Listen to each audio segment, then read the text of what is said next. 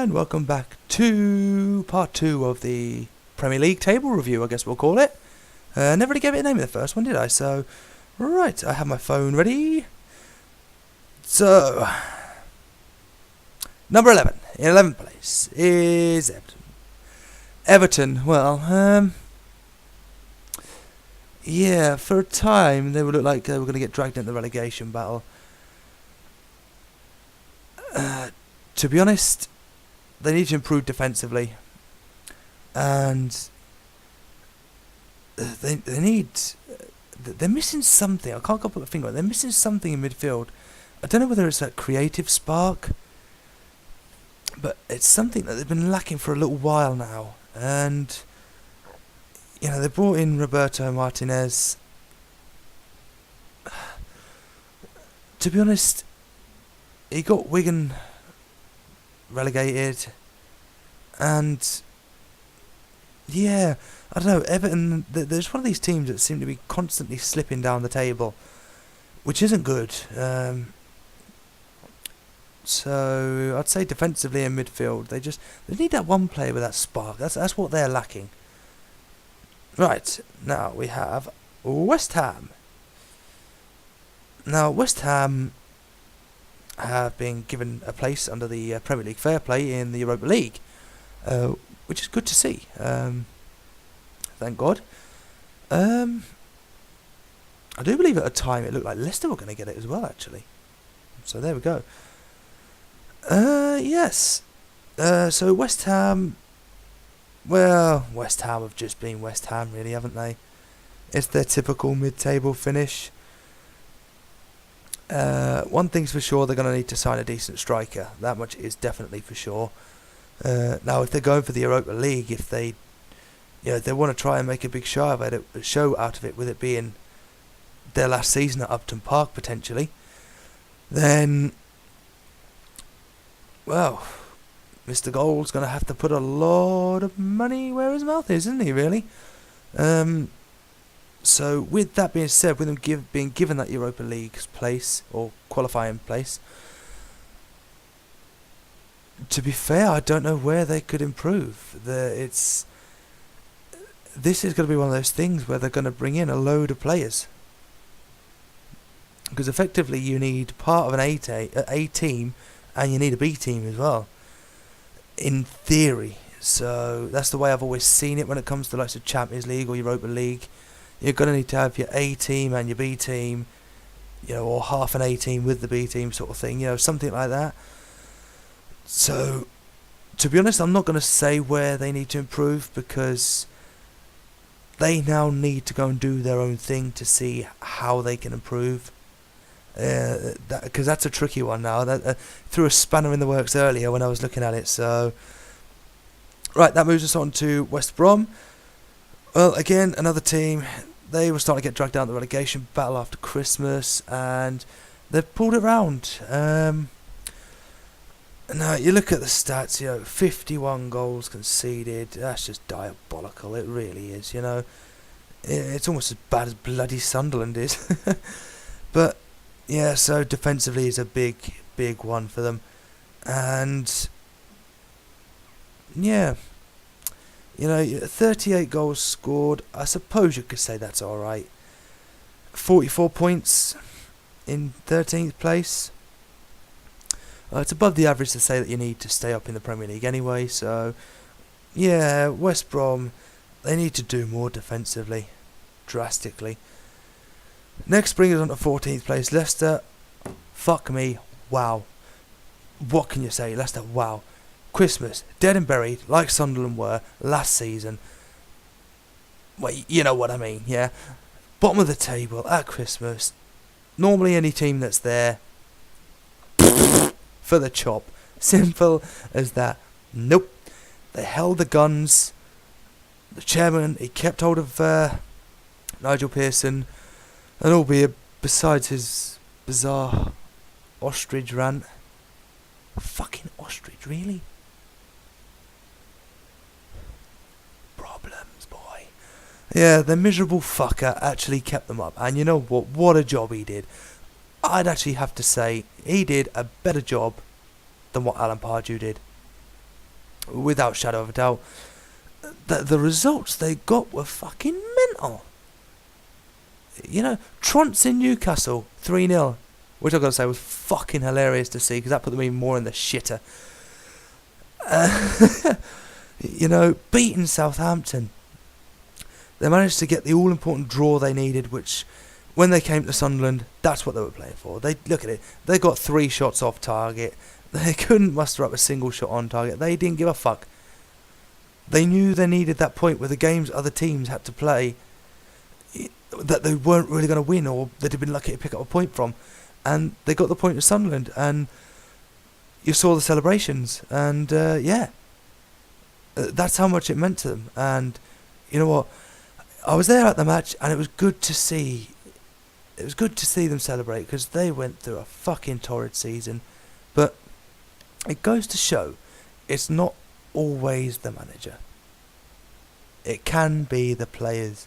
You put your foot up their arse, and yeah, lo and behold, there you go. Leicester survive the Premier League. Drop, that is. But, you know, 10 wins, 9 draws, 19 defeats. You know, that's it. It's an impressive turnaround compared to where they were at Christmas. Obviously, I can't check the table when they were at Christmas, but yeah, 46 goals scored, 55 conceded. Well, defensively, needs to be a massive improvement. They need to improve in the midfield in such a case that, for me, they don't really have a strong player that can hold the ball up. Now, I know the style of play they like to play, you know, and if they had, you know, a decent midfielder that could hold the ball up, but then somebody, while they're holding the ball up, they can look for the man movement, you know, look all around the pitch and feed it through into the box, things like that. That's what they're really lacking. So defensively, midfield, and that brings us on to number 15. Well,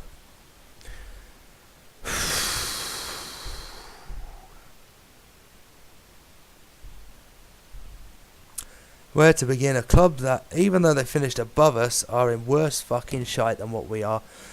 Newcastle United. Right, they have played, obviously 38. They won 10, drew 9, lost 19. Scored 40 goals, conceded, believe it or not, the second worst in the Premier League, 63. Gives them a goal difference of minus 23 and 39 points. It's simple. Everywhere. They need to improve everywhere. Weed out the shit. By all means, keep John Carver, because we're guaranteed 6 points next season anyway, so it doesn't matter who you have in charge, to be fair. That's been the norm of it, and that will probably continue to be the norm of it. But I don't really think you're going to go for Steve McLaren in the summer. You know, I would almost guarantee that. He's not really going to do you well. You know, Derby sacked him. It says a lot.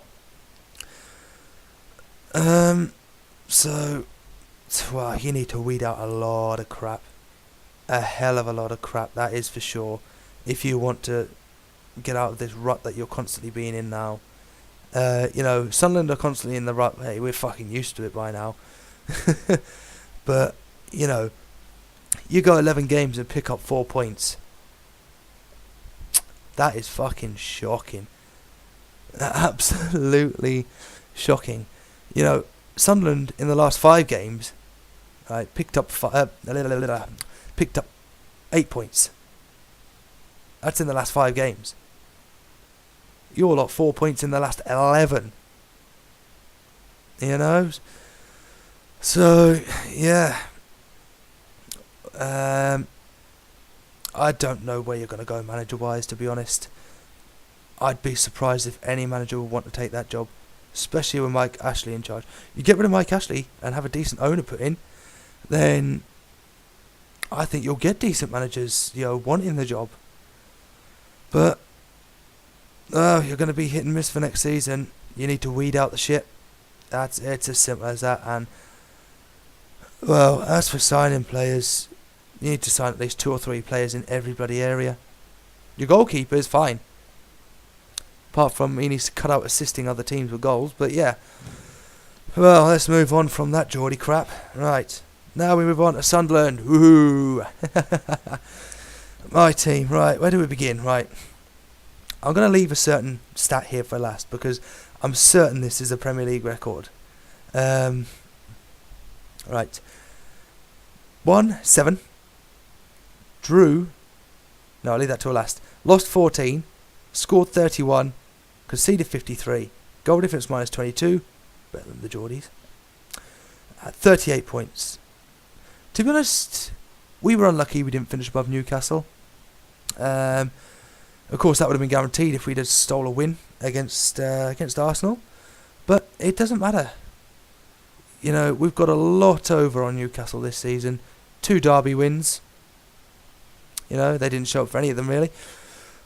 So they might as well just forfeited the 3-0. Because that seems to be a common theme. I was beating them 3-0 anyway. We were guaranteed safety before them. They went into the last game of the season, you know, knowing that potentially they could have been relegated. We didn't give a shit. You know, so... yeah, so where do we begin? Right. Biggest issue, obviously, goals scored. When it got to Christmas, it was diabolical. I think we're on something like only 16 goals scored. It was something diabolical like that. And then, obviously, we've had an improvement, 31, so pretty much almost doubled it, you know. But that's been our lacking thing.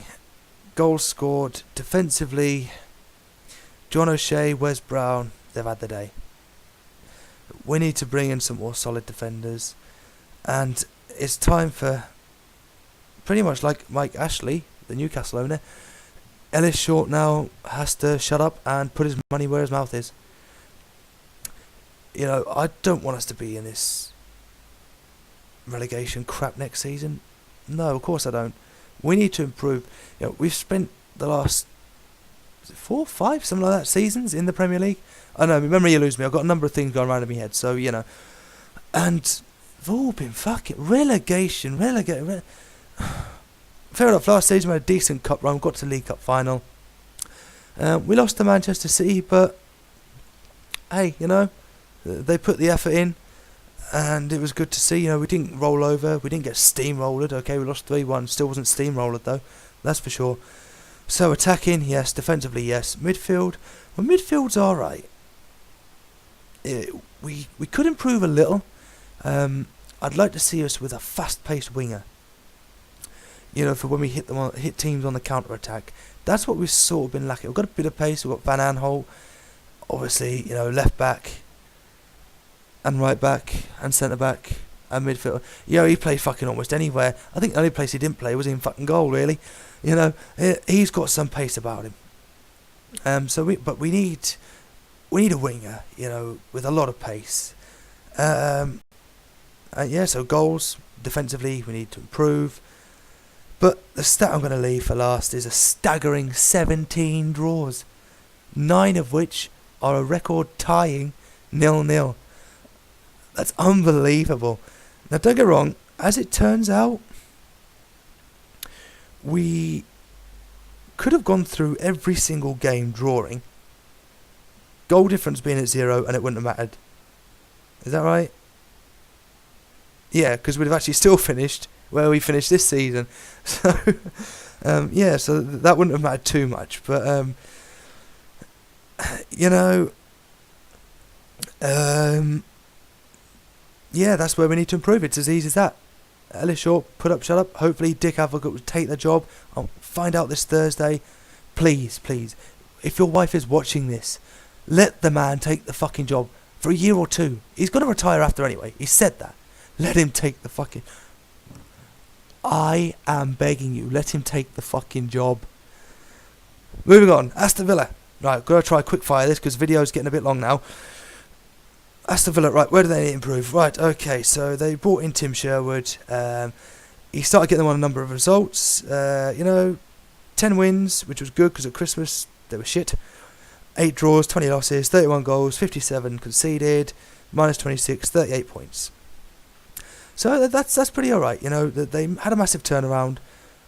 Sherwood has steadied the ship, and You know, he's got a lot of players he needs to weed out, and I think I'll leave it up to him where he needs to decide to improve. I don't want to be unfair and say all across the pitch, but he got the best out of a number of players. So it's quite tough to call where he wants to improve, really. I suppose if I was to give one opinion, I would say defensively, because goals conceded, they need a stronger centre-back. Definitely a stronger centre-back. So, right, now, the last three, out of respect, we're going to quickly fire through and go on to the teams that have been promoted to the Premier League. And that's going to be a quick fire one. Right, okay, so we have Hull City, 1-8, drew 11, lost 19, only scored 33, conceded 51, 35 points. Burnley, to be honest, 1-7, drew 12, lost 19, scored 28, and conceded 53. QPR, 1-8, drew 6, lost 24, scored 42, so more than quite a few teams above them, but conceded a staggering 23 goals, finishing bottom of the table on 30 points. And to be honest, it wouldn't have mattered really if they won the last game of the season, because with Burnley winning, they'd have still been above them on goal difference anyway. So, right, well, Hull, I think, are going to bounce back. They'll keep quite a lot of their players, to be honest, because they fit within like the Football League wage rule and bullshit like that. It's fucking ridiculous how we have rules like that, but then again, I'm a fond believer that the amount of footballers get paid is fucking ridiculous anyway, so you can't win with me. Burnley, I think realistically, should be aiming for a playoff place. Whether they'll get to a playoff final or get to a playoff place in that matter, I don't know. If they get to the playoff final, they could win it. QPR, now they're the one, even though they have a millionaire owner, I think they're going to be a side like Wolves. What happened with Wolves? I think they're going to get relegated to League One. I can't really see a scenario which they're going to get dragged out of it, because they've got a lot of players that are going. They've got a lot of players that they're going to have to offload anyway because of the amount they're paying them. And, you know, if they're going to be a yo-yo club, which is what they turned out to be, like Sunderland were, where's that going to lead them for bringing players in? I don't know. It'd be a miracle if they survive relegation next season. So that brings us on to the promoted clubs we have. Okay, so in order to table, we have Watford. Now, Watford are a club that are, again, I've got to use that word, going to be hit and miss. I don't know where they're going to finish. Obviously, it's going to depend on what players they sign, but I think I'm going to have to tip them for relegation. They've spent a number of years in the Championship, yes, but I don't think they're going to attract the players that are going to help them survive. And there's no disrespect to them, but I personally think that Watford are going to probably finish 18th. That brings us on to Bournemouth. Now, Bournemouth are a team that have an owner that has invested a lot of money into the club, and he's finally got his reward. They finished by... You know what? I honestly can't remember. See, my memory, I've got a lot of things bouncing around. Bear with me, right? We're going to have to go back here, right? I don't know if I can go that far back. Let's have a look. Change the date. Can I go that far back? No, I don't think I bloody well can.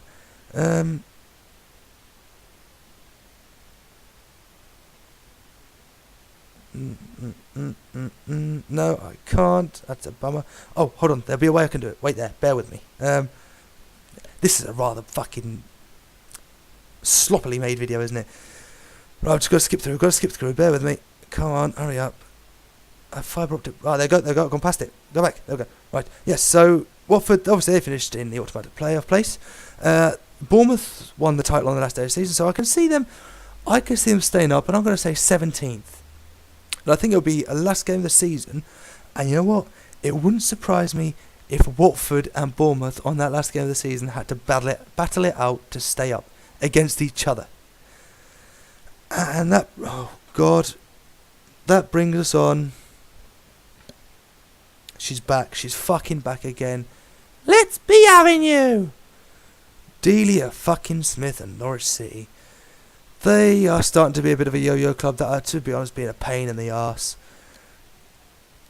Their money, obviously, fuck man, I'm making up words now. Their money is, like Sunderland, it's limited. God, you have a TV chef in charge, what the fuck do you expect? But yes, Norwich, I'm tipping straight off the bat. I don't think they'll survive. I think they're not going to finish bottom. I'm going to tip them for 19th place. So the players, I can't see. Yeah, they've got a great manager. They won the playoff final against Middlesbrough, which I was a little bit gutted about. I'd love to see Middlesbrough come back and then me tip them for relegation again. But, you know, I'm not being biased when I say all this, by the way. But they need to bring in big players, but I can't see it happening. So that leads us on to who is going to finish bottom? Well, while I would love to say Newcastle, I don't think that's going to happen. Sunderland aren't going to finish bottom. That's not going to happen. As I go into the chilled out state, I've got to say, even though they're going to be getting taken over, I've got to tip it towards Aston Villa. Even though they're getting taken over, there's still not going to be a lot of funds available to them. Nowhere near compared to clubs that are around them. Even the clubs that are coming up are going to have more money than them. And they're a team that's been falling from grace for a while. And sometimes it sounds stupid in the Premier League. To move forward, you have to drop down a league. It happened to Newcastle. They come back. They get Europa League football. Granted, they suffered in that season as well within the league. Goes to show it works, though. It's a theory that works. So I think Aston Villa, they're going to have to come down to come back up to do better. So there you have it. Villa, Norwich and Watford. Bournemouth just surviving, and I'm calling it now. Bournemouth and Watford play each other last game of the season. Bournemouth to win 2-1. There you go, you've had your first prediction, and the new season's fucking months away, yeah? So, and the fixtures aren't even out either, so, well, we'll see how that goes. I'll tell you what, besides looking at the Derby Day fixtures, that'll be one fixture after that I'm going to look out for. I'll look out for that fixture, and we'll see if I was right. Bournemouth at home to Watford. Or Watford at home to Bournemouth. We'll go both ways. We'll have it a both way. Yeah, double header. So, guys, that's it. That's been my sort of Premier League review, and with the teams that are coming up as well, and I've gone down, see where they're going. Fuck me, it's been a mad season. It really, really has. You've had the ostrich, then you've had the Mourinho rants again. Oh, good God, what else have we had? It's been so ridiculous. You've had managers going in, you've had a point, you've had a point now, obviously not now, because with Norwich coming up, but you've had a point where the Premier League was left without a Scottish manager for the first time in God knows how long. Oh, God. You've had ridiculous red cards, you've had ridiculous penalties being given. You've had yellow cards that weren't even yellow cards. You've had fouls that referees have been so fucking oblivious to that, they're walking around sucking the fucking dummy and nobody's, oh, Jesus God, what can you do? You've had offside goals given. You've had the fact, though, goal line technology has been proven to work, and that is good to see. And that's it.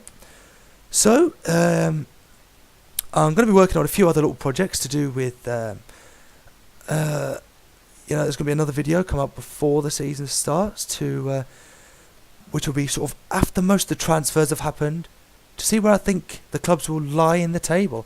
So that's going to be a lot of mathematical working out. I'm not going to go for goals scored or anything. I'm not going to go for wins. Or, I'm just going to be table, straightforward.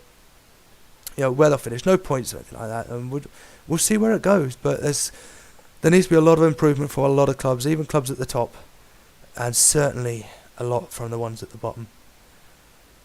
So, yo-yo season is over. My nerves are gone. They're building up again now.